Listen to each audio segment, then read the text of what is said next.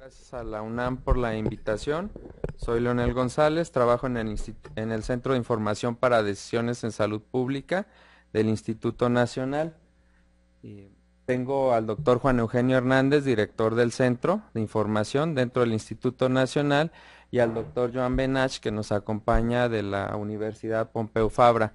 El objetivo de esta reunión, bueno, que ahora pareciera por la organización del espacio del foro como conferencia, pero en realidad lo que esperamos y pretendemos es que sea más bien una reunión de diálogo entre todos alrededor del tema de los determinantes sociales de la salud. Prácticamente nosotros como Centro de Información para la Toma de Decisiones estamos tratando de buscar mecanismos de implementación y de operacionalización de este enfoque de los determinantes sociales. El doctor Benach es una autoridad en el tema. Esperamos escuchar dentro de su trabajo, que sabemos que tiene una posición bastante enriquecedora y crítica al respecto. Esperamos, bueno, por parte de nosotros como Instituto Nacional de Salud Pública, conocer cómo acercar este enfoque al tema de las inequidades en salud. Y bueno, sin más preámbulo, voy a cederle el micrófono al doctor Joan Benach para que inicie su presentación. Posteriormente presentará el doctor Juan Eugenio Hernández, y la idea es que posteriormente tengamos un diálogo para hacer una discusión alrededor de estas dos presentaciones y ver algunas posibilidades de intercambio y colaboración entre las instituciones que nos acompañan el día de hoy. Sí, muchas gracias por su presencia. Adelante, doctor. Bueno, pues muchísimas gracias. ¿Se oye bien? ¿Sí? ¿Más? ¿Sí? ¿Como un cantante? Bueno, muchas gracias por la presentación, Leonel, Marisa, Edwin y todos los que han colaborado en organizar este seminario. No sé si, como hemos de intentar que esto sea un seminario informal y como el lugar no ayuda, no sé si tanta gente allá detrás, tan lejos. Bueno, en cualquier caso, quizá luego para el debate fuera bueno ponernos aquí más cerquita para poder tener el diálogo, que creo que es lo interesante, ¿no? Bueno, he titulado a esta presentación, que intentaré no alargarme más de 40 minutos para no ser demasiado largo y así tener más tiempo para la discusión. Determinantes sociales de la salud, críticas y posibles avances. Lo que voy a hacer va a ser hablar de cosas. Uno, voy a decir cosas sobre la Comisión de Determinantes Sociales de la Salud, su seguimiento. Creo que ha sido importante el impacto de esta comisión. Entonces, también para facilitar el debate me pregunto, o les pregunto, o os pregunto, ¿cuánta gente ha leído mínimamente con una atención suficiente, y lo digo porque esto también me condiciona en el momento de explicar algunas cosas, el informe de la Comisión de Determinantes Sociales de la Salud de la OMS? Es una primera pregunta. Si podéis, por favor, levantar la mano los que lo habéis leído con un detenimiento más o menos importante, ¿no? Más o menos como, ¿cuántos? No sé, 40%. Un tercio, bueno. ¿Y cuánta gente trabaja en determinantes sociales de la salud, de alguna manera? Más o menos los mismos, ¿no? Vale. Bueno, entonces voy a intentar no alargarme demasiado, pero sí voy a dar algunas pistas del informe de la comisión, que como sabéis se publicó en agosto del 2008, y creo que tiene enorme interés. El trabajo ha influido mucho. De hecho, pues nos pasamos el día hablando de determinantes sociales de la salud, muchas veces personas que tampoco tienen demasiada experiencia en el campo, pero hemos de intentar aprovechar todo lo que de bueno creo yo que tiene ese trabajo y otros trabajos que se han derivado de tanto a nivel internacional como local como nacional, pero también ir más allá e intentar desde un plano conceptual, teórico y metodológico, pues hacer algunas sugerencias y críticas, ¿no? Mis comentarios van a ser más bien de tipo, en este momento, conceptual. No he presentado, no he preparado ninguna presentación de un tipo más metodológico o práctico, que quizás sería algo que puede interesar y que quizá en el debate o quizá después de tu presentación eso puede complementarse muy bien, ¿no? Bueno, entonces, El tema de los determinantes sociales, pues no es nada nuevo, o sea, la historia la podemos rastrear lejísimos. Lo que vamos a hacer entonces, por acabar el punto, son estos 3 puntos: decir algo de la comisión, criticar al informe, tanto en la parte positiva como en la parte negativa, y luego hacer algunas sugerencias y demás consideraciones. Digo, el tema no es nuevo. Pues mira, un ejemplo, estando en América Central, América del Sur, el conocido caso de Allende, ¿no? Su tesis doctoral, La realidad médico-social chilena, 1939, que nos dice Allende: el hombre en sociedad no es un ente abstracto, nace, se desarrolla, vive, trabaja. Todo esto se parece mucho al lenguaje del informe de la comisión.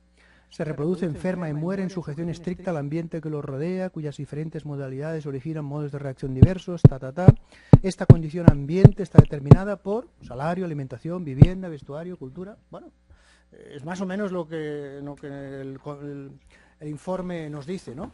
Más allá de Allende, por supuesto, desde el año 39 hasta el 2008, que se hace la comisión, mucha información. Les pongo unos poquitos ejemplos de informes, libros. Hay muchísima información científica con artículos, ¿no? Les pongo algunos, desde Alma Ata, el famosísimo informe Black de 1980, que al menos en Europa, sobre todo en Europa, influyó mucho.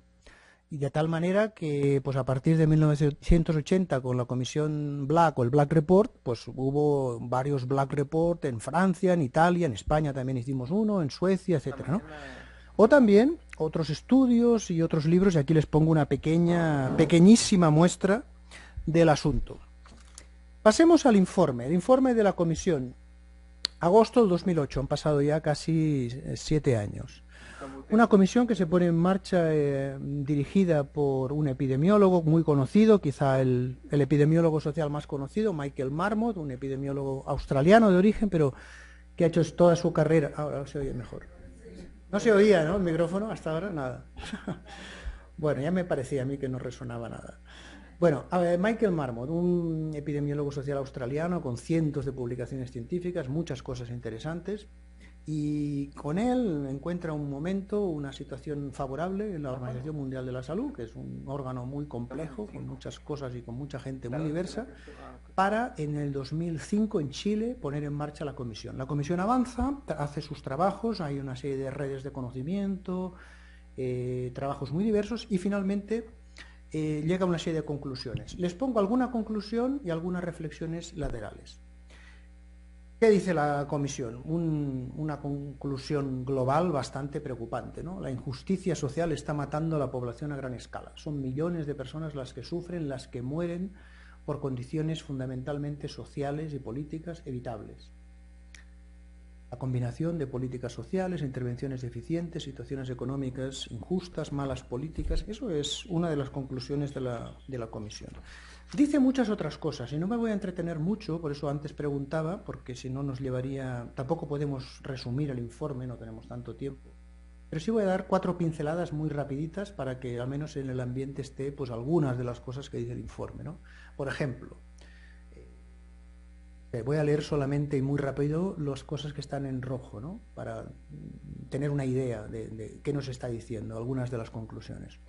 4 de cada 5 personas del mundo no tiene cobertura básica de seguridad social. Gobiernos deben crear sistemas de protección social, etc. Las políticas de empleo deberían dirigirse a conseguir un salario para que la gente viva. Una vivienda asequible, una prioridad. Desigualdades de género omnipresentes. La atención sanitaria es un bien público y no una mercancía que puede tener quien pague por tener pues, atención, y dentro de eso la atención primaria pues, es capital, ¿no? ¿Qué más? Pues, por ejemplo, para mejorar la equidad en salud hace falta una acción de gobierno coherente a todos los niveles. Esto es complicado en política y en todas las políticas, desde luego, y también en salud pública. Financiación pública, liderazgo del sector público, lo cual no debe suplir a la responsabilidad y capacidad del sector privado. Acciones intersectoriales, donde, bueno, pues el voluntariado y el sector privado juegan un papel, pero donde lo público debería ser predominante en todo caso. En ese sentido, el informe de la comisión, más allá de la conclusión que antes les he puesto, también decía una cosa, y Michael Marmot ha insistido muchísimo, ¿no? a lo largo de todos estos años, desde el principio. Decía, la comisión se creó no solo para mostrar evidencia, sino para crear un movimiento global político que cambie la situación. Esto tiene que ver pues una vieja tradición, que es la vieja tradición de la salud pública. No todo el mundo lo ve así, hay gente que ve la salud pública como un tema puramente académico o, no sé, científico, ¿sí? Pero también hay otra gente, y yo me incluyo en esos que lo vemos como una necesidad para cambiar y para mejorar la salud pública de la población en general, ¿no? Desde un punto de vista ético y humano, la necesidad de mejorar la salud pública y de mejorar la equidad en salud. Pero retengamos esta idea del cambio político, como algo que pensemos, ¿se ha logrado o es un informe la forma de lograr este tipo de cosas? Bueno, es una pregunta que queda ahí en el aire. Más cosas en relación con estos temas políticos. Nos dice el informe que este tema del empoderamiento, el empowerment, es crucial. Y la palabra empowerment, si ustedes revisan el informe, sale muchísimas veces. El tema del poder es un tema que tendría que ir de arriba a abajo y de abajo a arriba. O sea, los que tienen poder político, social, económico, lo que sea, pero también la comunidad, la participación comunitaria, todas estas cosas son esenciales. Por ejemplo, el tema de la sociedad civil, comunidades locales, empresas, agencias internacionales. Y también dice el informe que, bueno, que todo esto, una de las claves es la voluntad política. Es una frase, en España se usa muchísimo, en Europa también, no sé tanto si se usa aquí, pero ¿cómo vamos a cambiar? Necesitamos voluntad política para cambiar la realidad. Bueno, este es el brevísimo resumen del informe, con 4 pinceladas, simplemente para retener algunas cosas y decir que después del informe del 2008 hasta ahora, pues ha habido muchas iniciativas, bastantes iniciativas.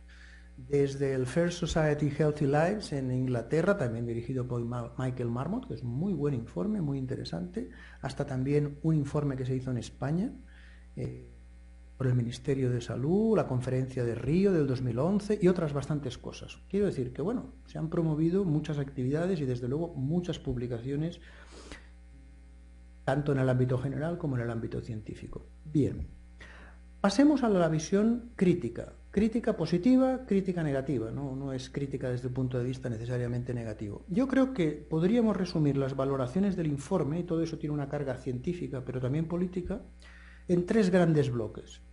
Primero, un bloque de la visión conservadora y neoliberal. Muchos economistas, sobre todo. Una crítica destructiva. Siento lo de los economistas, Edwin, pero bueno, ya sabemos que el tema hegemónico de los economistas es el que es. Si habláramos, como el otro día en una cena, pues hablábamos de los economistas de mi universidad, pues en fin, creo que son mucho peores. Crítica destructiva, sin tapujos, una valoración general muy negativa. Vamos a ver algunos ejemplos, visión progresista, una visión desde la epidemiología social. Muchos epidemiólogos, estoy resumiendo un poco mis impresiones. Una crítica en general muy favorable, avances, progresos, el informe es muy útil y por tanto una visión positiva. Y una visión radical, una visión desde la salud pública quizá más radical, más contundente, también valorando lo positivo del informe, no diciendo que el informe no vale la pena, pero diciendo que faltan muchas cosas y que faltan muchos matices y que hay muchas cosas que hay que cambiar. Y por eso también la idea de luego presentar, con la necesidad de presentar ese debate y discutirlo entre todos y todas, no solo con la idea de que hace falta mucho trabajo, mucha epidemiología tradicional, por llamarlo de alguna manera, pero también otras cosas, muy difíciles quizá, pero que hay que avanzar hacia ahí, en mi opinión. Bueno, algunos ejemplos de cada uno de estos 3 bloques. Visión conservadora. Mirad, el Economist. La Economist es una revista muy influyente, una revista que tiene más de 100 años, una revista del siglo XIX, una revista que se vende y se lee por todo el mundo, muy bien hecha, muy bien escrita, en mi opinión. O sea, se nota que las personas que los hacen son muy competentes. Una revista, por cierto, con una visión en general bastante neoliberal, con matices, pero muy neoliberal en general. Y no nada de extrañar, pues fue muy crítica con el informe, Por ejemplo, bueno, y luego les vamos a repasar también algunas frases de algunas cosas del Fraser Institute, que es un canadiense, y alguna otra cosa. Valoración desde esta visión neoliberal. Descalificación ideológica, política, científica, bueno, algunas frases que no... En fin. Por ejemplo, los autores tienen una determinación quijotesca para alcanzar una equidad política, económica y social perfecta. Creo que nadie dijo eso, pero así se hacen las cosas, ¿no? O esto de aullar a la luna, o en fin, este tipo de cosas, ¿no?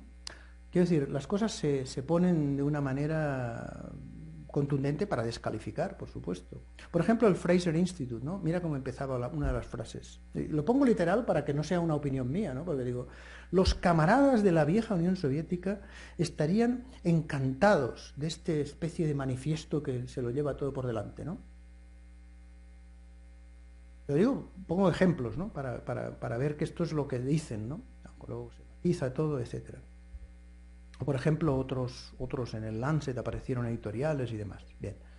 Segundo, no se valora el hecho de que el crecimiento económico y la globalización han tenido efectos positivos. No voy a leer las frases para no perder mucho tiempo, pero lo podéis buscar y demás. Tercero, no es cierto que la protección social y la regulación del empleo sean beneficiosas. No está tan claro, no está no sé qué, etcétera. El tema individual, la culpabilización, si todo el mundo está protegido, pues la gente será muy vaga, qué sé yo, cuántas cosas se llegan a decir. No se plantea dónde invertir recursos médicos escasos, que es uno de los mantras de los economistas, muchas veces utilizados para sus propósitos. No se plantea la importancia de la responsabilidad personal sobre la salud, la importancia de los estilos de vida, etc. Bueno, hasta aquí esa visión radical y negativa, que es muy importante porque hay que valorar que el informe, hay que valorar las partes positivas, ¿no? Uno puede ser muy crítico, pero uno tiene que decir, bueno, pero esto ha tenido mucho interés. Por ejemplo, el hecho de que mucha gente en el mundo haya oído hablar, seguramente por primera vez, de A, los determinantes sociales de la salud, y dos, o B, la equidad en salud. Pues eso tiene un valor grande desde mi punto de vista. Visión progresista. Bueno, algunos ejemplos también. Artículos en el British Medical Journal, en el Lancet, toda la literatura y las grandes revistas científicas, etc. Dave Smith, Nancy Krieger, gente muy competente en sus campos que han hecho desde hace muchos años pues artículos muy buenos, muy interesantes. Es novedoso que una agencia mundial trate en el tema. Se trata del tema por primera vez en forma global, es un intento de hacer un análisis de todo el planeta, no de un país o a nivel internacional.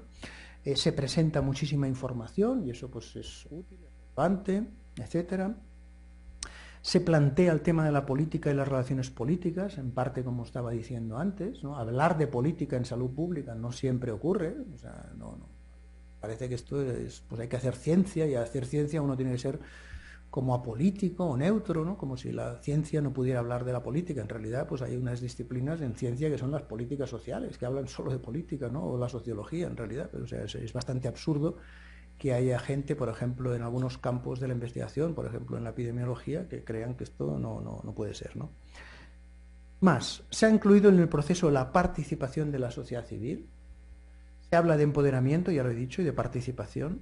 Se valora el hecho de que el crecimiento económico no es suficiente para generar equidad. Vale, los políticos nos están hablando del PIB y de todas estas cosas todo el día, y sin embargo esto no es suficiente para traer desarrollo social, bienestar para la población, equidad. ¿Qué quiere decir? Bueno, pues dicho muy rápidamente que el PIB es algo que aparece desde los años 30 del siglo XX con Kuznets, y que él mismo fue crítico diciendo, ojo, con esto del PIB, que no dice lo que quiere decir, pero se ha convertido en una especie de tótem en el cual parece que si hay PIB las cosas van bien, si hay crecimiento, y si no hay PIB pues las cosas van mal, ¿no? Lo cual es muy reduccionista y bastante absurdo, ¿no? Y por eso ha habido críticas al PIB y el índice de desarrollo humano de Amartya Sen y otros muchos, y otra gente que dice, bueno, pero vamos a ver, ¿dónde está la ecología, por ejemplo, ¿no? En el PIB no hay ecología. Y la ecología es fundamental, es la ciencia clave o una de las claves o una situación clave del siglo XXI, entre otras muchas cosas, ¿no? Bien. Bien, y luego tenemos la mirada que les decía radical de salud pública. ¿Qué quiere decir esto? Pues sobre todo en América Latina y sobre todo Alames, pero no solo, pues han hecho publicaciones, informes, estudios donde han venido a decir, el informe está bien, es una buena pieza, pero no es un informe tan novedoso. no es tan novedoso como a veces se nos quiere plantear. Bueno, yo he empezado hablando de Allende, ¿no? Podríamos haber hablado de Engels, podríamos haber hablado de mucha gente que hablaba de muchas cosas, ¿no? Hay temas importantes, olvidados o insuficientemente tratados. Entonces, por ejemplo, unos cuantos ejemplos les pongo aquí, ¿no? La OMS descubre lo obvio, la desigualdad social mata. Bueno, pues si está, pues no hay mucho ya más que decir, ¿no? Si la desigualdad social mata, ya no hay mucho más que decir. No es un tema nuevo ni ajeno a la medicina social ni a la salud colectiva latinoamericana, ¿no? Por ejemplo, ¿no? Qué sé yo. O por ejemplo este paper, este artículo de Sally Rosenthal, donde decía, y por eso lo he señalado, ¿no? La comisión confirmó, la comisión confirmó, la comisión ha confirmado, diciendo, bueno, vale, ha confirmado, pero no es tan nuevo, ¿no? Las cosas. Nada de todo esto es tan nuevo. Bueno, yo me entretuve en hacer un artículo y lo publiqué, lo hemos publicado con unos compañeros en la revista de salud pública cubana, simplemente porque me pidieron un informe de revisión sobre la comisión y decidí publicarlo allí. Lo siguiente, si ustedes miran, si vosotros miráis las palabras que salen en el informe, las palabras son muy importantes, ¿va? En política, aparte de los números, que son muy importantes también, las palabras son fundamentales, porque las palabras transmiten ideología, las palabras enseñan, las palabras esconden, y todas estas cosas. ¿Cuáles son las palabras, o algunas de las palabras claves del informe? Pues mira, ¿cuántas veces sale la palabra cambio climático? 29, bastante, el cambio climático. ¿Cuántas veces sale la palabra crisis ecológica? Es un tema muy importante, porque estamos metidos en una crisis ecológica brutal en el planeta y es un tema de una dimensión pues fundamental y para la salud pública fundamental. 0 veces. ¿Cuántas veces sale la palabra guerra? 6 veces. La palabra conflicto, 33 veces. Bueno, esto me recordaba cuando Margaret Thatcher, en el año 79, cuando ganó el poder en Inglaterra, prohibió a los grupos de investigación sobre desigualdades en salud que se llamaran así. Y se tuvieron que llamar grupos de estudio sobre las variaciones en salud. Palabras no son nunca inocentes, nunca. Son muy importantes, ¿no? Por tanto, no es guerra, es conflicto. Bien. ¿Stratificación social o clase social? Luego voy a hablar un poco de esta parte crítica, un poco para abrir el territorio también al debate, si se quiere, y para decir, pues, bueno, las enormes cosas interesantes que tiene el informe, pero también sus debilidades. ¿Cuántas veces sale la palabra ingresos, ocupación, género, etnia, indígena, raza? Aquí lo tienen, ¿eh? La palabra género sale mucho porque había una red de conocimiento que analizaba el género, por tanto es lógico que la palabra género saliera. Muchas menos otras palabras. La palabra clase social una sola vez. Y repito, y vamos a verlo, la palabra clase social, o vamos a verlo superficialmente, pero la palabra clase social desde un punto de vista sociológico no es lo mismo que hablar de estratificación social, ¿no? La palabra temporalidad o la palabra precariedad. Nosotros, el grupo de Barcelona, nosotros dirigíamos la red de conocimiento de empleo y por tanto nosotros empujamos muchísimo para que la palabra o las palabras clave fueran precariedad y no temporalidad. Y hasta cierto punto pues tuvimos éxito porque en el resultado final del informe pues la palabra precariedad salía bastante bien. Bueno, entonces voy a repasar un poquito y voy a justificar este hecho, ¿no? De estos 4 ejemplos que he tomado para decir, bueno, ¿y esto es por qué es importante? Estamos hablando de un informe mundial, global, sobre equidad en salud. Entonces, uno no tiene que hablar sobre la huella ecológica y la crisis ecológica. Caramba, pues esto es un tema, uno no tiene por qué ser un gran especialista ni un gran experto para entender que la crisis ambiental o ecológica que vivimos, más allá del cambio climático, que por supuesto es muy importante, es tremendo. Aquí tienen un cartograma con la huella ecológica de los países del norte, los países ricos, que son los que básicamente contribuyen a la huella ecológica, y otro cartograma con las muertes atribuibles al cambio climático. Por poner un solo ejemplo, o por poner este otro gráfico del World Wildlife Fund, donde habla de cuando el planeta a partir de los años 70 sobrepasó la biocapacidad global. ¿Qué quiere decir esto? Que estamos consumiendo más planeta del que tenemos. O sea, que eso que dicen a veces de que necesitamos ya casi 2 planetas y medio, ¿no? No tenemos 2 planetas y medio, pues bueno. Y, pues no sé, estudios desde los límites de crecimiento, que es muy conocido, del año 72, al último libro de Jorgen Randers, donde habla pues de que las cosas no van bien. Tema ecológico, por tanto, muy poquito. Bien. Tema militar. ¿Podemos hablar de la equidad en salud sin entender algo del tema militar? A mí se me hace difícil. Gasto militar. Bueno, ya ven aquí el cartograma, ven Estados Unidos que está a punto de explotar, ¿no? La mitad del gasto militar mundial. Bueno, está todo dicho. Luego viene Francia, países, muerte proporcional a las guerras con los conflictos, sobre todo África, aunque también otras partes del mundo. Gastos militares. Estados Unidos sigue creciendo los gastos militares, con Obama, que le dieron el Premio Nobel de la Paz, qué desastre. Bueno, y el gasto militar chino, que está creciendo enormemente, ¿no? Porque ahora mismo la geopolítica mundial en relación con China y Estados Unidos, pues es uno de los temas más importantes. Y por supuesto, pues con la enorme gasto militar que es todo los 1000 más o menos bases militares que tiene Estados Unidos por todo el planeta. Lo cual justifica pues todo, ¿no? Golpes de Estado y tantas otras cosas. Tercer ejemplo, la clase social. ¿Qué hace el informe? El informe yo lo seguí muy de cerca porque, claro, tuve la oportunidad de hablar con una de las personas que trabajó más en el tema del modelo conceptual de la Organización Mundial de la Salud. Este es el modelo que está publicado, donde aparece posición social.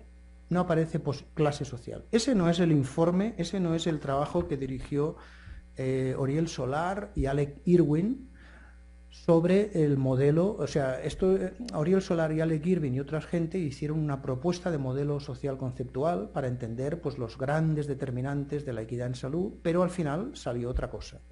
Salió como un modelo un poco light, por decirlo así, ¿no? En la cual la clase social había desaparecido.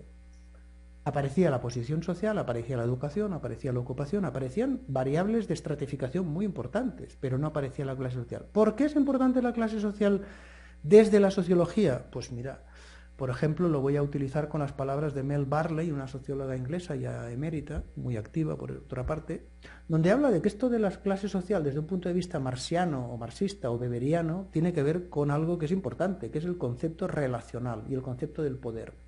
Unos son ricos, otros son pobres, unos son empleados, unos son empresarios y otros son empleados, este tipo de cosas. Esto está totalmente subestimado y subtrabajado en el campo de la salud pública y desde luego en la epidemiología. Los temas de poder, los temas de relaciones de conflicto, bien sea de género, hombre-mujer, o lo que sea, bien sea de clase, bien sea de raza, etcétera, este tipo de cosas, ¿no? Y estos son, algunos ejemplos de algunas de las publicaciones, sobre todo las dirigidas por Carles Montaner, amigo y colega, que seguramente la persona, junto con Nancy Krieger, que ha trabajado más en el tema de la clase social desde un punto de vista relacional. Y que uno encuentra otra cosa, porque, por ejemplo, uno ya no encuentra el famoso gradiente social de Michael Marmot, que es su obsesión, ¿no? El gradiente social de Michael Marmot. ¿Por qué hay gradiente social? Bueno, con la visión relacional uno lo que encuentra es una matriz más compleja, no es un gradiente tan simple. El gradiente es muy útil, esto lo podemos discutir después, pero encuentra una cosa distinta. Bien, el tema de la precariedad, para los que estuvieron aquí el otro día yo hablé un poquito de la precariedad y de hecho mañana volveré a hablar, la precariedad en el sentido de trabajos precarios, entendiendo por eso una visión multidimensional de la precariedad. Bueno, eso sí lo pudimos incluir hasta cierto punto en el informe, ¿no? Contratos, poder de decisión, indefensión, maltrato, salarios, derechos, capacidad para ejercer derechos. Estas cosas son, desde un punto de vista multidimensional, lo que hay detrás del concepto de precariedad laboral, de precariedad en el trabajo.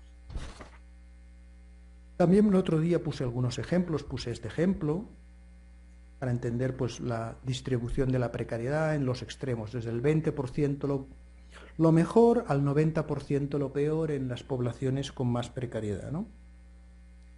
Bien, entonces, la valoración del informe, más allá de estas dos primeras cosas y estos he resumido muchísimo porque no tengo tiempo, no quiero consumir mucho rato, pero sí voy a plantear algunas otras cosas, también muy brevemente, no me puedo extender, porque todo esto da para mucho. 4 puntos. Primero, el informe, con todo su valor, porque eso quiero que quede claro, el informe yo creo que ha sido y sigue siendo muy valioso. O sea, no le estoy quitando importancia, ¿eh? Estoy diciendo simplemente que hay que ir un poco más allá en algunas cosas, o a veces bastante más allá. Uno, no se plantea la investigación de complejidad. Y esto es un tema, a mi modo de ver, es un tema que a mí me interesa, a mí me preocupa, y uno tiene que intentar entender algunas cosas de lo que es la dificultad de estudio, de análisis de temas muy difíciles de estudio, pero que están ahí. Dos, el tema del análisis histórico-geográfico. Desde el punto de vista de Alame, sobre todo, hubo una crítica muy dura, muy dura. Dijo, bueno, pero ¿dónde está la historia? Y sin historia es difícil entender muchas cosas. Al menos algo de historia. No digo que uno tenga que ser un especialista. Pero si uno no entiende la historia de México, uno no entiende los problemas de equidad en salud en México, y ni los de España, ni los de Europa, y ni tantas otras cosas, ¿no? El tema de los actores políticos y quién tiene el poder, clave, entender. Lo que pasa es que uno puede decir, bueno, esto es muy difícil. Bien, puede ser muy difícil, pero está ahí. No lo vamos a tachar porque es muy difícil, ¿no? Y 4, el tema de las soluciones, los procesos de participación social. Entonces voy a poner algún ejemplito de cada una de estas 4 cosas y ya me voy a callar. Creo que tengo 10 minutos, entonces me voy a saltar muchas cosas. Bien, la complejidad. El otro día yo les hablaba, hace un par de días, cuando hice la exposición en esta misma sala, de un ejemplo que es para mí muy útil, que es este documental de la pesadilla de Darwin, ¿verdad? Un documental de 2 horas largas, donde uno, viendo lo que pasa en el lago Victoria, en Tanzania, uno entiende que los fenómenos son muy complejos. Le pedimos al autor del documental hacer un gráfico para resumir lo que aparece en ese documental y aproximadamente lo que ocurre es más o menos que hay economía, empleo, sociedad, política, y dentro de eso ocurre pues este lío que tienen ustedes en la pantalla y que no deja de ser una simplificación de la realidad. Pero bueno, uno quiere entender por qué lo están pasando tan mal ahí en Tanzania y en algunas de las poblaciones, pues uno tiene que entender algo de estas cosas, ¿no? Como decía el viejo economista, ¿ves? Este es un economista de los buenos, Edwin. Cuando la economía, o cuando una parte de la economía se fijaba en la sociología, por ejemplo, ¿no? Gunnar Myrdal, el sueco, decía, en realidad no hay problemas económicos, sociológicos, psicológicos, etc. Lo que hay son problemas. Y como regla general estos problemas son complejos. Y uno tiene que intentar dominar los complejos problemas de la realidad utilizando los medios pues que se puedan, obviamente, porque uno puede soñar, pero luego dice, bueno, ¿y qué datos tengo? Ah, bueno, pues vale, tengo unos datos muy limitados, etcétera. Bien. Pero eso no debe ser de excusa para tomar una actitud diletante tampoco, ¿no? Un poquito de aquí, un poquito de allá. No, hay que intentar ser rigurosos, serios, intentar ver la complejidad y luego, obviamente, entrar en la parte práctica, que es muy importante, y ver qué es lo que está disponible. No hay tantos ejemplos de estudios de complejidad y estas cosas, pero algunos. Les pongo un ejemplo, este del National Cancer Institute sobre el tema del tabaco y el fumar. Este es un viejo tema muy conocido, ¿no? Que, como decía hecha el otro día, pues los epidemiólogos en 1950 descubren, bueno, no 50, en el 64, 65, que fumar es malo para la salud. Ahí ya científicamente queda probado. Pero bueno, ¿por qué la gente sigue fumando? ¿Por qué el fumar es una catástrofe mundial y seguirá siendo una catástrofe mundial, sobre todo en China, donde es una auténtica epidemia en estos momentos? Pues porque hay muchos factores sociales, políticos, económicos, obviamente, de marketing, de 10.000 cosas que son muy importantes para la salud pública. Por tanto, la película no se nos acabó diciendo el tabaco es malo para la salud, porque si esto fuera así, pues ya nos dedicamos a otra cosa y mientras tanto la gente sigue muriendo de cáncer de pulmón y ya hemos encontrado que el tabaco es muy malo y ya está. Hombre, pues no es suficiente, ¿no? Todo eso viene a cuento de cosas muy antiguas, ¿no? Este es un modelo de sistemas dinámicos, el viejo Ludwig von Bertalanffy lo dijo hace muchos años en libros de los años 50. Por ejemplo, el tema de la crítica del reduccionismo y de la especialización. La especialización es muy útil, pero también es una limitación, puede serlo, ¿no? Uno sabe mucho como sociólogo, como epidemiólogo, como lo que sea, como economista, pero se queda cada vez más y más y más, como decía un filósofo, cada vez más y más y más del menos, menos, menos, ¿no? Ya no sé nada, lo sé todo del nada, decía uno en plan de broma, ¿no? Ya lo sé todo, pero de nada prácticamente.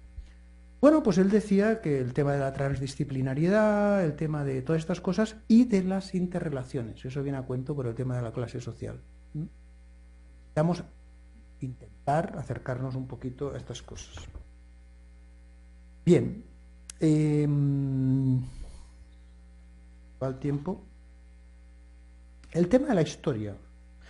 No voy a entrar en el tema de la historia desde el punto de vista del modelo del sistema económico que en fin, que rige hoy día, que es el capitalismo.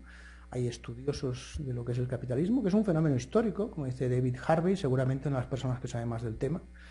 Este geógrafo marxista inglés, ¿no? Yo creo que lleva 30 años explicando a los seminarios de los alumnos en varios países el Capital de Marx. ¿Qué es el capitalismo?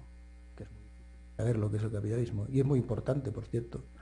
Él, por cierto, confiesa que cuando empezó a dar el curso no tenía ni idea, ¿no? Empezó a hablar del capital, no sabía nada, ¿no? Pero claro, cada año explicando capital, pues uno aprende muchas cosas, ¿no? Tanto es así que si ustedes entran en internet, hay todos los vídeos de todas las clases del comercio del capital, de todas las clases lo pueden encontrar ahí, horas y horas y horas. Y luego ha hecho los libros correspondientes, o sea que si quieren entretener muchos veranos, tienen ahí tiempo por delante para estudiar, ¿no? Bueno, pues Harvey habla del tema sistémico del capital, las crisis, qué sé yo, cuántas cosas más. El otro día les puse el ejemplo también de la crisis histórica vivida en el cambio de paradigma entre lo que fue la Unión Soviética y la nueva Rusia, a dictado del Fondo Monetario Internacional y Jeffrey Sachs y no sé cuánta gente, pues ahí hubo que imponer casi manu militare un sistema nuevo en meses. ¿Qué pasó ahí? Pues hay mucho estudio interesante. Fíjense este estudio no experimental, pero casi experimental, entre Rusia y Bielorrusia, ¿no? En Rusia hubo una privatización masiva a dictado del Fondo Monetario Internacional de muchas empresas en nada, en meses, prácticamente. Vean cómo aumentó la mortalidad o el riesgo de mortalidad o la razón de mortalidad estandarizada, mientras no aumentó tanto, aumentó poquito en Bielorrusia. ¿Por qué? Porque allí el proceso fue mucho más lento, ¿no? No hubo el proceso tan rápido. O por ejemplo el tema de África, que también les ponía, la reducción de la esperanza de vida en África, ¿debido a qué? Debido no tanto a la pobreza ni tanto al VIH, sino sobre todo a los programas de ajuste estructural. Yo tenía un ejemplo, lo voy a contar muy rapidito, el ejemplo de Tanzania. Este es un ejemplo que ponía Eduardo Galeano, lo explicaba, ¿no? Julius Nyerere fue el presidente de Tanzania muchos años, ¿no? Entonces él contaba esta historia. Le preguntaron los emisarios del Banco Mundial, bueno, pero ¿por qué está hecho un desastre el país? Y entonces Nyerere, que era un político progresista, dijo, mire, el Imperio Británico, o sea, la colonización y la neocolonización, nos dejó un país con un 85% de analfabetos, 2 ingenieros y 12 médicos. Cuando yo dejé el gobierno teníamos 9% de analfabetos, miles de ingenieros y médicos. Yo dejé el gobierno hace 13 años, entonces nuestro ingreso per cápita era el doble que ahora. Ahora tenemos un tercio menos de niños en las escuelas. En 2011, la Red Mundial de Control Corporativo. ¿Qué nos dice este estudio? Pues nos dice, con una cosa bastante sofisticada, que unas poquitas empresas dominan el mercado o los mercados. Eso es lo que nos dice, cosa que por otra parte sabemos bastante bien, ¿no? ¿Qué empresas? Básicamente bancos y empresas financieras. A las causantes de la crisis, de las distintas crisis que se han ido sucediendo. Este es un ejemplo del poder individual de una conducta, se nos traduce en una probabilidad muy poco probable y por tanto socialmente irrelevante. Entonces, eso, claro, pero el tema liberal, es que esto es todo un tema filosófico, ¿no?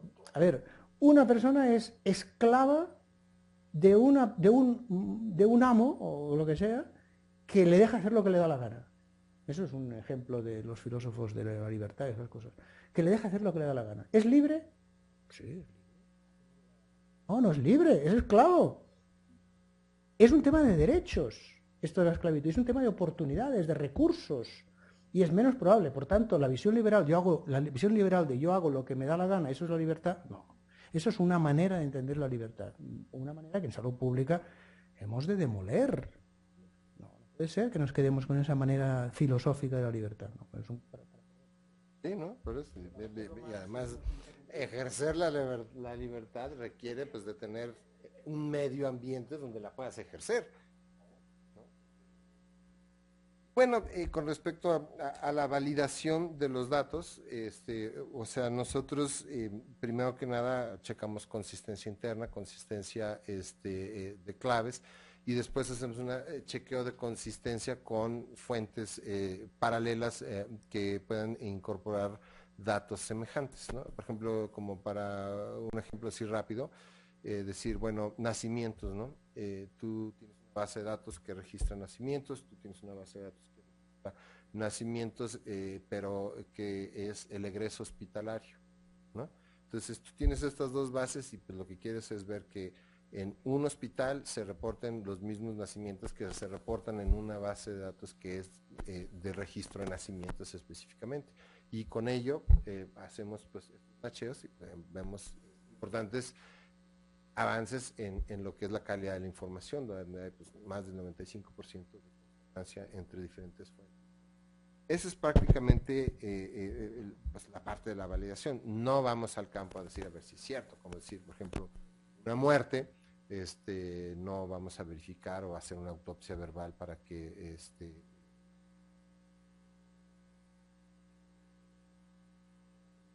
uso, digamos, fundamental de esto es la integración de bases de datos que vienen, por ejemplo, muerte o el egreso, que son de nivel individual, con información que puede estar de alguna manera contenida en forma de estadísticas a nivel de área, que puede ser geoestadística, etcétera, para poder pues de alguna manera hacer sentido y poder empezar a hacer una especie de medición y a estas alturas pues bastante decirlo, ¿no? Porque pues, estamos aprendiendo, pero por el otro lado pues tratando de poner en manos de las personas que deben de tener esta información toda compilada e interpretada para ayudarles a tomar mejores decisiones.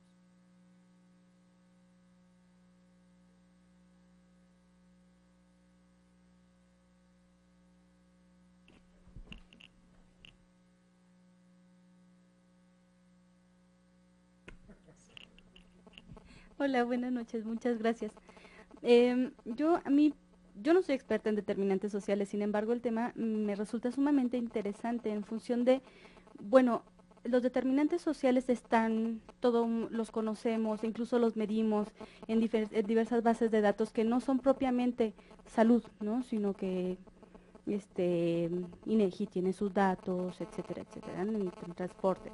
Pero mi pregunta va, ¿cómo podemos, o sea, jalar esa información nacional valiosa, importante, para entender la salud de una población? ¿Lo entendemos de una forma general o lo entendemos por padecimientos? Todas las sociedades tienen padecimientos importantes. Bueno, todos los padecimientos son importantes, sin embargo, epidemiológicamente hay algunos padecimientos que aquejan o importan más para la salud pública, ¿no? Entonces, me gustaría conocer su opinión al respecto. Perdón. Una pregunta muy corta, muy rápido.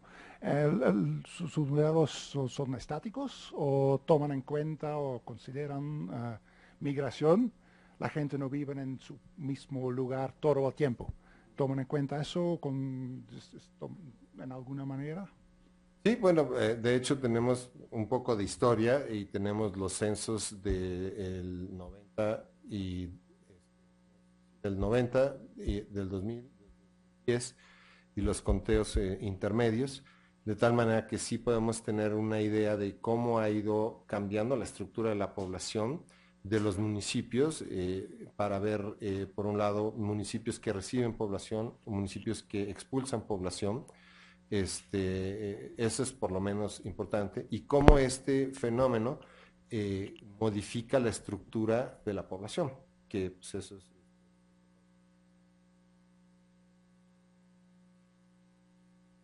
Pues sí, bueno, a estas alturas del partido, como estamos viendo que el grado, digamos, de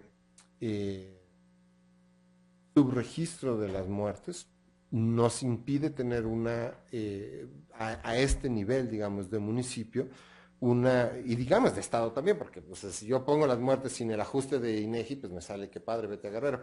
Pero eventualmente, una vez que tengamos esta metodología, espero, transparente, reproducible, y no tan complicada, porque alguien me dijo, si tu experimento es tan complicado como la realidad, pues, ¿para qué te sirve, no? O sea, entonces, no, entonces yo quiero tener algo más o menos sencillo, reproducible para todos, ¿sí? Que nos permite estimar, primero que nada, la mortalidad general, y después empezar a ver, pues, por grandes causas, cuáles serían, como tú dices, pues, las epidemiológicamente más importantes, para poder asignarlo, y entonces sí ver cómo estas estructuras de población afectadas por migración pueden también tener un efecto sobre la distribución de las causas de muerte, que es, desde mi punto de vista, el evento en salud más firmemente medido, ¿no?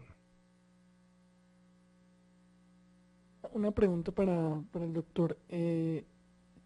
Algo que me inquieta desde que conozco todo lo de los marcos de determinantes sociales y, bueno, y de determinación, como hablan los autores latinoamericanos, era cómo el énfasis se ha puesto en la manera en que la estructura social determina el estado de salud del individuo, pero ese bucle del individuo hacia la estructura creo que ha estado menos visibilizado. Entonces, de decir cómo no solo los determinantes sociales llevan a un estado de salud, sino en la medida que las sociedades y los individuos también en concreto son más saludables o más enfermos, responden negativa o positivamente para organizarse o negativamente para lo que menciona el doctor Juan Eugenio, por ejemplo, que el hecho de estar enfermo per se es algo que empobrece, y también las sociedades enfermas, se sabe, eso lo saben los sociólogos, son menos productivas económicamente. Entonces un poco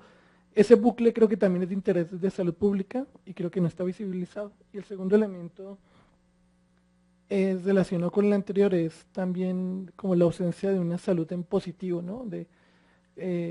Sí, estudiamos qué hace que la gente enferme, pero no tanto qué hace que la gente sea menos vulnerable, sea más sea resiliente, tenga mayor capacidad de responder. Digamos que un poco tampoco es tan visible como en los marcos, sino siempre es más el ser pobre en relación a ser rico y no que como los capitales que pueden tener incluso los más pobres, o sea, porque hay sociedades pobres, marginadas, y es un poco lo que sea el mundo grande, que la salud es algo autopoyético, o sea, como hay sociedades que saben organizarse a pesar de la pobreza. Entonces, ¿qué hace que eso sea distinto? Eso era como los comentarios y las preguntas.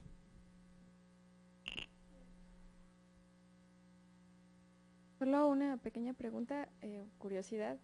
Esta información para el doctor Juan, esta información a nivel municipal, no sé si nos pueda compartir o quede fuera de la tarea estadística, la percepción en la recepción de la información por parte de las, pues no sé, autoridades, ya sea estatales o municipales. Es otro determinante social. Una pregunta, por ejemplo, digamos, si yo, aunque tenga un hospital cerca, decido tener, porque el subregistro de los nacimientos, por ejemplo, en comunidades marginadas es porque por la alta mortalidad neonatal, o sea, si yo para qué lo voy a registrar si se me va a morir en 3 meses, ¿no? Entonces, si las personas no van a los hospitales a tener a sus hijos, sino se quedan en casa, a pesar de que tengan un hospital, digamos, a qué será, 2 kilómetros, yo prefiero tenerlo en casa, no sé, por alguna desconfianza, y quizá el hecho de tenerlo en casa va a generar, no sé, algún subregistro de los nacimientos. Bueno, mi pregunta es, a pesar de que la distancia o el tiempo sea corto, de todas formas voy a tener ese subregistro, ¿no?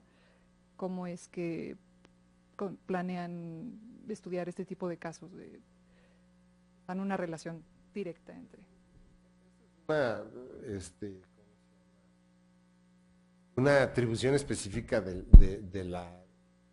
registro civil o de la Dirección General de Información en Salud, ¿no? Lo que están planteando es, o sea, no puedes tener un hijo en forma espontánea y sin ayuda, vamos a decir. Entonces, o te ayuda un médico, o te ayuda una partera, o vas a un hospital. O lo tienes en la calle, pero son muy poquitas, ¿no? Entonces, la idea es documentar a los médicos y parteras y habilitarlos para que llenen su certificado de función. Entonces, si yo miro, por ejemplo, eso es parte de la validación, o sea, ¿cuántos nacimientos tengo registrados en la base de datos X? Bueno, pues vamos a ver. Yo puedo reconstruir la base de datos del registro civil del INEGI, que se tarda 6 años en registrar a toda la población, y digo, en el 2010 hubo tantos nacimientos. Pues, ¿cuánto me dice mi certificado de nacimiento? No, pues tengo 95% de los nacimientos registrados. Se la creo, porque, pues, o sea, sin ir más lejos, hay gente que tiene 2 certificados, 2 actas de nacimiento, que la perdieron, entonces tienen una, pero perdieron una, se registraron 2 veces. Mi mujer, si le puedes preguntar cuántos años tiene, pues, ¿de cuál quieres que te diga? Porque tengo 2 y los tiene los 2. ¿Y de qué estado quieres que haya nacido? Porque también así, ¿no? Sin ir más lejos, ¿no? Pero no son tantos, entonces 5 o 10% de duplicación, eso el INEGI lo hace. Y también tenemos otras estrategias como las proyecciones de CONAPO, que pues, todos sabemos que han ido bandeando, pero eventualmente son datos, 2 datos que te permiten ir checando y dices, pues, ¿sabes qué? Yo tengo como en estas bases de datos de nacimientos, que tienen muy buena información, un 95% de cobertura con respecto a los datos conocidos. Ah, pero ese 5% está en la Sierra de Guerrero y en la Sierra de Oaxaca, donde ahí la cobertura es como del 50%, pero ahí nacen pues, 3% de los niños. Entonces, sí, hay que hacer algunos esfuerzos para mejorar y esto precisamente está en función de la distancia con los servicios y también, o sea, te sorprenderías de lo que vemos, o sea, de muchas de las creencias es la gente de la sierra no va a los hospitales a tener a sus hijos, pero cuando tú haces estos análisis de origen y destino, o sea, ¿dónde vive una señora y dónde tienen a sus hijos? Todas, la gran mayoría, baja a las ciudades y tienen a sus hijos en las ciudades. Hay una proporción cada vez menor de personas que tienen a sus hijos en sus casas, pero debo decir que hemos visto un aumento importante de la cobertura.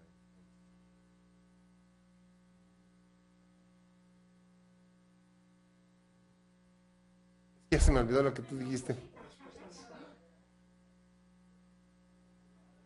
Ah, claro, sí.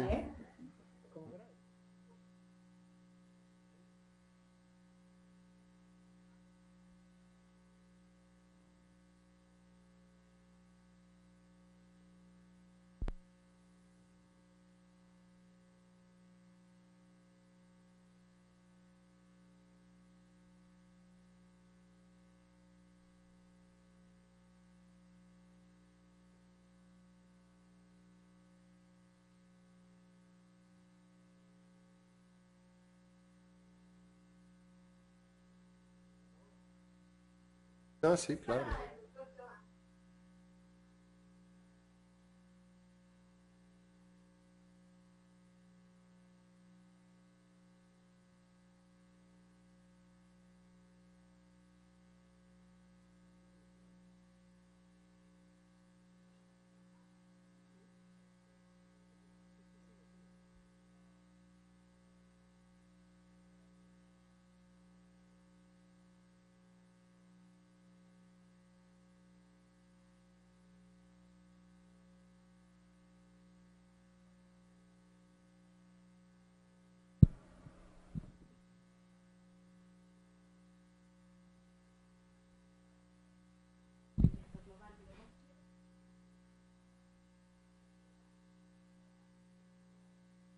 con las valoraciones críticas que hiciste, la verdad es que me da la impresión, o me queda la impresión de que ni siquiera hemos como avanzado mucho en los países para promover un movimiento así. Entonces quisiera saber cuál es esa impresión.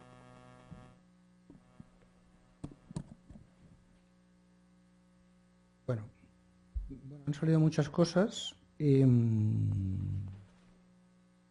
empiezo por esta parte final, porque es más general y luego puedo tocar otras cosas más concretas, ¿no? Diferencia entre determinantes sociales y determinación.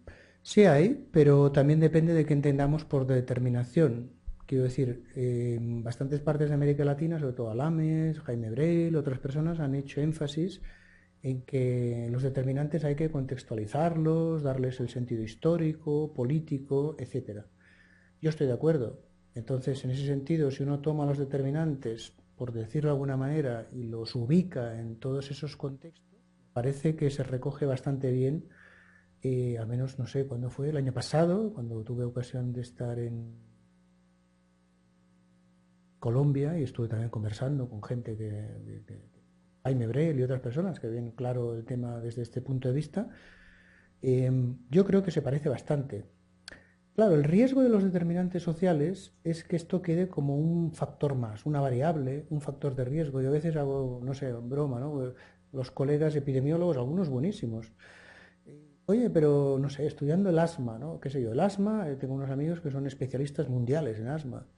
Entonces, claro, a ellos les preocupa mucho la contaminación, el nivel de partículas, el tamaño de las partículas, 10.000 cosas, ¿no? Pero claro, tienen que tener en cuenta el tema social. ¿Por qué? Porque el tema social está ahí. ¿Qué hacen? Normalmente ajustan por lo social, ¿no? Izan por lo social. Lo tienen que tener en cuenta de alguna manera, porque la clase social es tan poderosa que si no tienes en cuenta la social, casi nunca encuentras claridad en las cosas. Pero claro, al final, no digo los que estoy pensando, pero otras personas, bueno, ¿ya has tenido en cuenta lo social? Sí, hombre, sí, claro, yo ya he metido educación en el modelo. Bueno, pero ¿ya está? ¿Ya has cumplido con lo social? Hombre, puede ser, pero francamente es una visión muy limitada de la complejidad brutal de lo social, a nivel micro, a nivel macro, a nivel histórico, a nivel de lo que quieras. ¿Se tiene que hacer? Sí, está bien, no digo que no, es útil, pero me parece que es una visión. Entonces, eso es una cuestión. El tema de la comisión y los retos y un poco la crítica que he hecho y tal. Sí, o sea, Michael Marmot tuvo esa oportunidad. Michael Marmot, hay que decir esto, como no nos oye nadie, Michael Marmot es una persona muy influyente y muy importante en el campo de la epidemiología social. Yo creo que no hay nadie que haya publicado más papers buenos y de calidad sobre estos temas, muy basados en su experiencia en el Whitehall en Londres, ¿no? Los funcionarios británicos, no sé, habrán hecho 300 papers, qué sé yo, una auténtica barbaridad.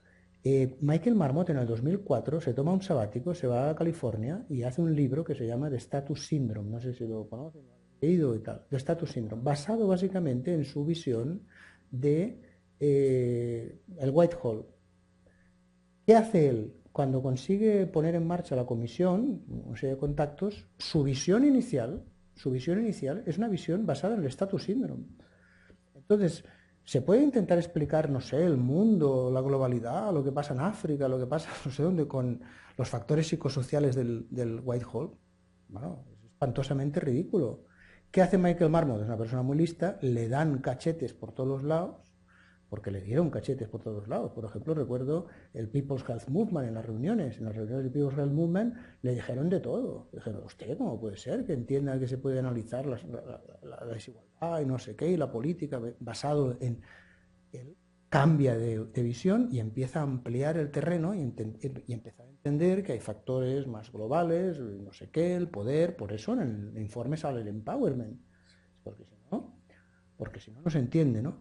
¿Cómo se crea? A mí me parece que la información es muy útil, pero sin embargo hay el riesgo de que hoy día lo que se habla de determinantes sociales pues quede un poco como una cosa más. ¿No se acuerdan ustedes de cuando la OMS decía aquello de salud para todos en el año 2000? Bueno, han pasado unos cuantos años. 2015, ¿no? Salud para todos en el 3000, porque no, o sea, ahora, La información es muy importante. Yo la información le doy mucha importancia. Los datos, los registros, los análisis, lo descriptivo, ya lo he dicho antes, me parece fundamental. Por tanto, hay que cuidarlo, hay que mimarlo, hay que estar, no sé, subregistros. Me ha parecido muy interesante, francamente, la presentación que has hecho, Juan Eugenio, y hay muchas cosas que te querría preguntar, pero me ha parecido muy, muy importante. La información es muy importante para luego visibilizar y todas estas cosas. Pero bueno, ¿qué hemos logrado con la comisión? Hay una cosa llamada determinantes sociales que es importante, hay una cosa llamada equidad en salud que es importante. Eso ha quedado más o menos. Ahora, uno se encuentra con sorpresas. Hace 2 años y medio me parece que estoy en Turquía en un congreso internacional de determinantes sociales. Yo emocionado, determinantes sociales y enfermedades crónicas, pósters, decenas de pósters de los estudiantes. Voy a mirar los pósters y digo, determinantes sociales, a ver dónde están. Determinantes sociales, ese era el título, pero yo empiezo a mirar, pero ¿dónde está el determinante social? No había determinante social, era una variable social cualquiera, podía ser la educación, podía ser cualquier cosa, que es una epidemiología clásica de toda la vida, y ni determinante social, ni historia, ni poder, ni nada, de nada, de nada. ¿Que era útil? Sí, no digo que no sea útil, pero eso no son los determinantes sociales tal como los, no sé, los modelos, la estructura, todas estas cosas, no. Eso es una visión más rica y más compleja, más difícil, pero que hay que intentar, en fin, hacer algo por ahí, no quedarnos con una variable, simplemente. Si lo social es una variable, no vamos bien. Por importante que sea la variable, ¿eh? Por importante que sea la variable, o 2, o 3, me da igual, ponle 3, me da igual. No, porque hay un tema de fondo que tiene que ver con el tema de los modelos. Y, por ejemplo, y eso es complicado, los modelos teóricos, tú has puesto el de Margaret Whitehead, el de la comisión, pero el modelo, ¿cuál es el modelo teórico de determinantes sociales en México? O no sé, en no sé qué región. Porque claro, México es México, ¿no? Y su historia y la violencia y no sé qué cosas y el machismo y no sé cuántas cosas más, como España es España. Y todo eso es importantísimo para la salud y la equidad en salud, con lo cual uno tiene que desarrollar su propio modelo, ¿no? Entonces, ¿cómo, volviendo a la pregunta, cómo crear? Oye, los datos son muy importantes, pero es ridículo pensar como que los datos te van a cambiar la sociedad. No sé, yo, por ejemplo, un amigo que está trabajando en SIDA, y lleva muchos años, ¿no? En los análisis, el SIDA, la vacuna, emocionado. Yo le pregunto, bueno, ¿y qué tal con el SIDA? Ah, estupendo. ¿Por qué? ¿Y te interesa tanto? Sí, porque... ¿Y por qué estás tan emocionado? Porque mira, si logramos la vacuna del SIDA, vamos a acabar y vamos a cambiar la realidad del SIDA en el mundo. Y yo le digo, ¿ah, sí? ¿Sabes? No se da cuenta de la distancia que hay entre la realidad y la información y el análisis y la realidad política. Esto hay que entenderlo, porque llevamos décadas con vacunas, por ejemplo, el sarampión, y los niños siguen muriéndose de sarampión. Tenemos una buena vacuna, una vacuna barata, una vacuna eficiente, una vacuna que funciona, y los niños se siguen muriendo de vacuna. Entonces, esa creencia de que el conocimiento te lleva al cambio social es muy ingenuo, por muy importante que sea. Sí. O sea, en México se ha implementado una política de acceso universal a los antirretrovirales y no hemos disminuido la mortalidad como eventualmente se podría esperar acá. Entonces, no nada más es, de hecho, el conocimiento o el acceso a una tecnología, es más que eso. O sea, y ahí está toda la parte, digamos, social de estigma, está la parte social del mismo sistema y la respuesta del sistema de salud ante pues, la capacidad misma de los médicos para aplicar y llevar a cabo. Todos estos son parte esencial de, pues, de estos determinantes pero que no llevan a decir, wow, ya, porque eso fue lo que se pensó. En México vamos a tener acceso universal a los antirretrovirales y vamos a bajar la mortalidad. Por ser justo, a veces hay cambios tecnológicos que te cambian la realidad, eso es verdad. Puede haber un cambio tecnológico y te cambia la realidad, eso es verdad. Pero muchos temas son temas que tienen un elemento social de fondo, porque la tecnología misma no se aplica o se implementa mal o muchas razones. Por muchas razones, ¿no? Claro. Entonces, volviendo a otras de las cuestiones que han salido, el tema de los sistemas de información. Bueno, ya lo estamos diciendo, me parece un tema esencial.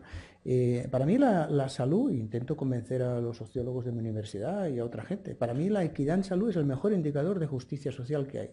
¿Por qué? Porque si es verdad que los determinantes sociales afectan a la salud desigualmente, pues eso es el mejor indicador de justicia social. Un país, podríamos hacer, de hecho tengo un estudiante que está trabajando en esto, tú haces un ranking de países por equidad en salud. Y logras eso a nivel internacional, eso es el mejor indicador. Bueno, le tenemos que meter más cosas, pero eso es un elemento clave. De hecho, la comisión Stiglitz que puso fue eso, ¿no? La equidad en salud. Con lo cual, los sistemas de información son claves. ¿Qué países tienen buenos sistemas de información y equidad en salud? Es muy pobre. Es muy pobre. Como alguien decía, no sé quién decía, los indicadores sociológicos pueden ser buenos, etcétera, pero ¿cómo los conectamos con la salud? ¿No? Ya, indicadores básicos de salud, eso es un gran reto, ¿no? Ocurre en el campo ambiental, ocurre en el campo de salud laboral, etcétera, ¿no?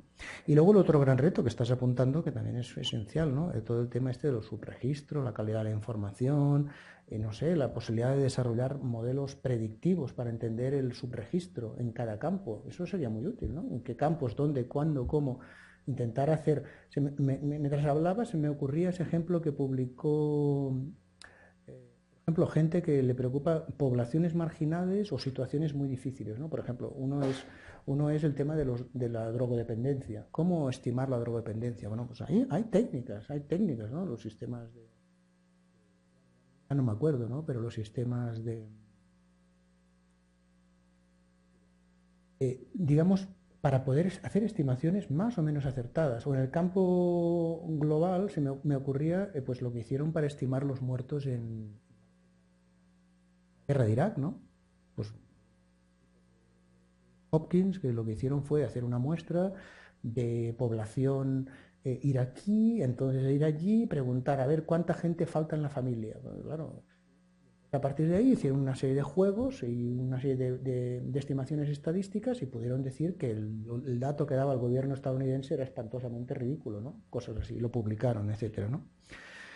Bueno, y por último, otra cosa que se comentaba muy interesante sobre el tema de la sociedad, salud, sociedad. Sí, claro, este es uno de los grandes temas, que no podemos estudiar las cosas a nivel unidireccional.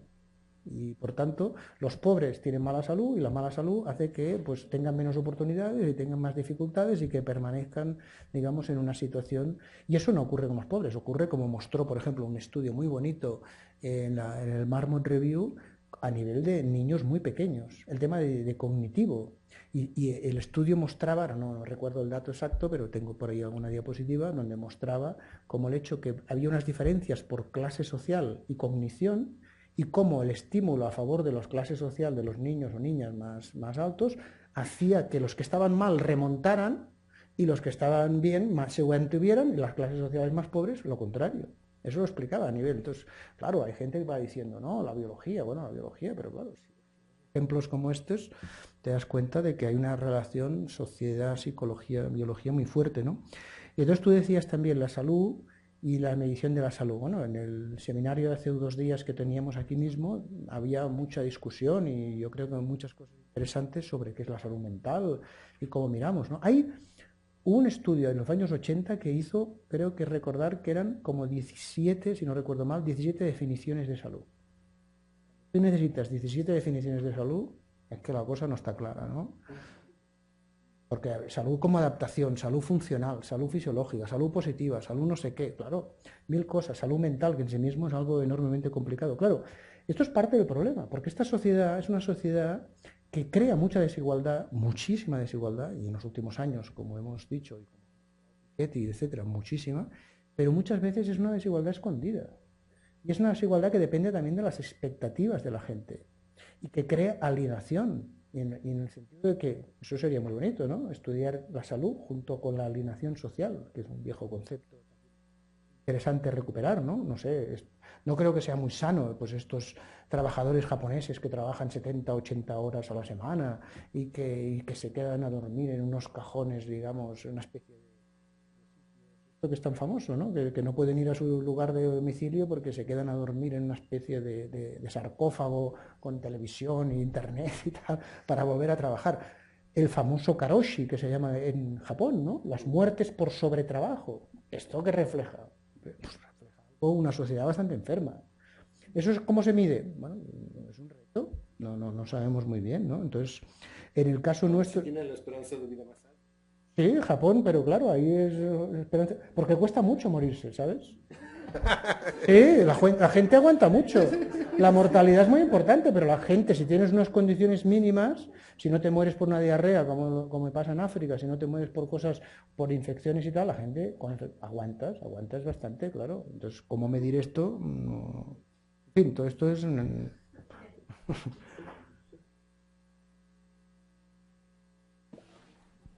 más preguntas? Hemos hecho una tour de force, ¿eh?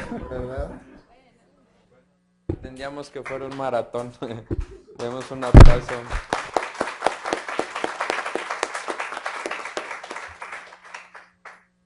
Bien, damos las gracias a Joan y a Juan,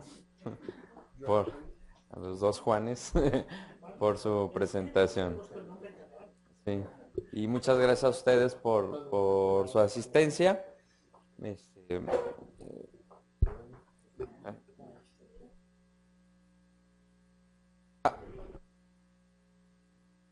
Ahí afuera en la terraza tenemos unos box lunch para una atención para quienes habían llegado sin comer, pero bueno, los tiempos nos ganaron, sí. Entonces podemos pasar un rato allá y